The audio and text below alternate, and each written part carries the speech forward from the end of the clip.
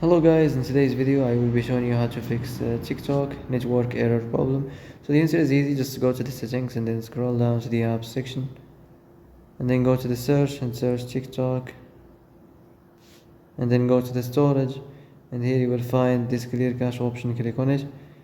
Now you can go check it if it worked, and if it didn't you can try to restart your phone or turn the Wi-Fi off and on, or the Bluetooth or the airplane mode. Also you can try to clear data, but be careful. If you clear data, all this application's data will be deleted. This includes all files, the settings, the accounts, the databases, etc. So be careful if you want to clear your data.